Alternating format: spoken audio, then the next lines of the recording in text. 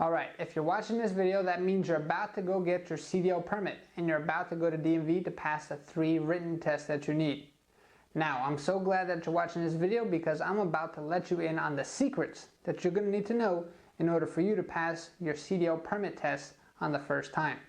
Alright, so the first thing that you must understand about getting your CDL permit. First thing is you have to actually purchase your permit. Alright, depending on what state you're in depends on what your permit costs.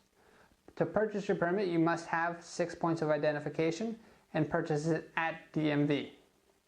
Second step, once you've actually purchased your permit, that gives you access to go take the written test at DMV. In many cases, you're going to go around to a different entrance to take the written exams at DMV.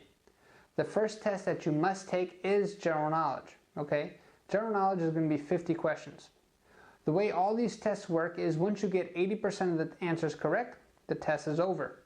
Okay, so out of 50 questions in this case, you're going to need to get 40 correct. Say you get the first 40 right, that's it. You pass, the test is up. Say you get the first 11 wrong, that's it. You can't pass anymore, test is done. The thing you have to understand about the test is once you answer the question, it's going to let you know right then and there whether you got that answer right or wrong. So it's going to keep a tally mark.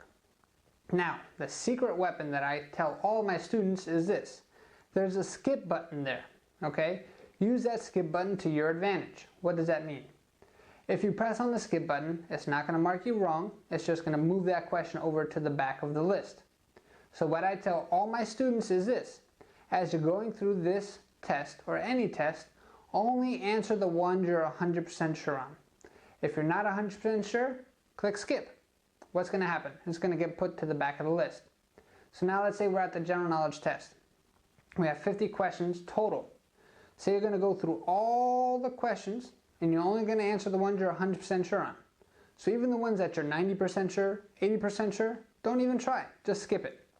So say you went through all 50 questions and you have 35 questions answered correctly. You have 0 questions answered incorrectly because you skipped. That means you have 15 questions left. Now out of those 15, in order for you to get 80%, all you need is 5. Now the odds are in your favor, right? Which means now you can kind of walk through those 15 questions that you have left, answer the 5 that you feel are the best. And it even gives you some wiggle room where now you can mess up on a few and still be okay. It's a cool trick, right? So don't forget, when you're going through this test or any test, if you're not 100% sure, press on the skip button. Tip number 2 that I'm going to tell all my students is this. You guys are going to have a good amount of time to take all these tests. There is no time limit, okay? After you take the general knowledge test, the examiner is going to ask you, hey, are you ready to take the next one? We recommend you say no, all right? Why do we say that? We recommend going back to the back of the line or going back into your car, reviewing the next section, whatever section you want to take, whether it's air brakes, whether it's combination vehicle or passenger endorsement. Review that section in your book to make sure that you're fresh. Get back into line and then redo that same thing that we talked about with the skip button and make sure that you pass that test. Now, there's some people in here that are not going to take my advice and they're just going to try to bang out all 3 tests at the same time. Some people pass and then some people fail. In a lot of cases, what we've seen is people will pass the first 2 tests, they'll leave the easiest test for last, and they fail that easy test because over time they got cocky and they started getting sloppy. And that's not what we want to see for you. Now, in this case, say you went to take the test and you fail. You have to wait 1 full week before you can go again. Now, do you really want to wait that week? I don't think so.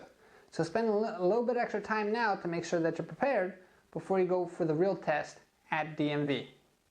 Alright? So, 2 tips. Use the skip button. Tip number 2, make sure that you take enough time to review in between tests because you don't want to fail this thing. Don't get cocky. Follow and study hard.